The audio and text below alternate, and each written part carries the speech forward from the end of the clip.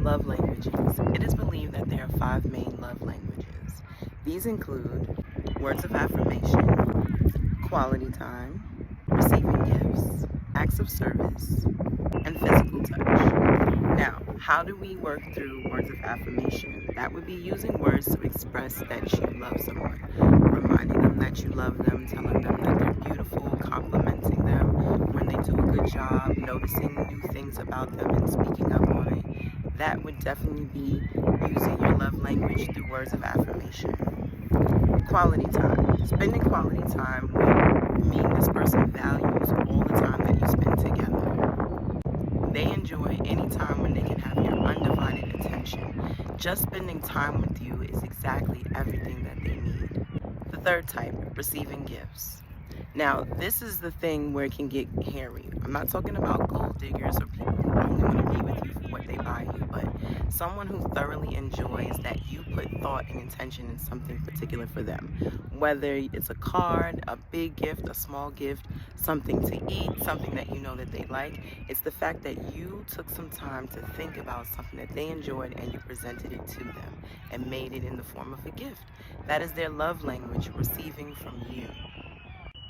The fourth style is acts of service. Now, this could be where the partner helps ease the burdens. This person's love language enjoys where the person shows up and shows out and does things on their behalf, stepping in without having to ask, activating things for them, offering help whenever it seems like help is needed. That is definitely acts of service.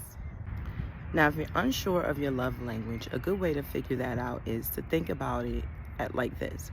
How would you feel if your partner would have forgotten any one of those five things? Now, like I said before, many of those things could speak to us and resonate with us, but there's one in particular that stands out. Now, imagine if a person that's supposed to be your significant other forgot one of those things. How would that make you feel? That is definitely a way to help you figure out your own love language. Now, if you know me, you know I love to dive into the shadow. Another way to decide your own love language would be to think about how your parents gave you love and how you received love as a child. Now, if you came up with a lot of trauma and there was a lot of abuse and there was a lot of words where they were negative words, chances are that your love language is words of affirmation. But it's up to you to decide, how were you loved as a child? How did you receive love? And then that could help you decide your own love language as an adult. Another way to figure out your love language is when I ask you, how do you show love? Whatever comes to your mind first is definitely an indication of your own love language. If immediately you want to give someone affirmations, give them a gift, take them somewhere, grab them and give them a big hug, this all speaks to your own love language, the things that you would like to do with someone else. Also, I want you to review, have you been hurt in the past? Because that can also reveal your love language.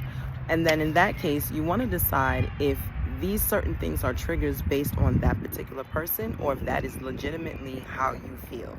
Once you dissect the separation between the attachment between you and that person and what really feels good to you, then that definitely helps you to figure out your love language. Now, not figuring out your love language and trying to step into a relationship, that's where things can get complicated because you don't really know what you want. So how can you expect anything from someone else?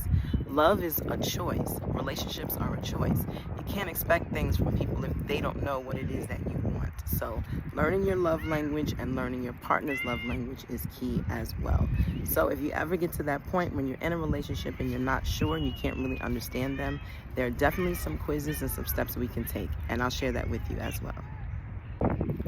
Overall, learning how to communicate with your partner, learning your own language is key, just like as a baby. We went from not having no words and no clear way to communicate to them being gifted words and communication and ways to express ourselves. So it's key to learn mostly about you so that you then can bring that energy into a partnership, okay? Love language is so key. I hope that you are able to figure out your own and that it is of service to you.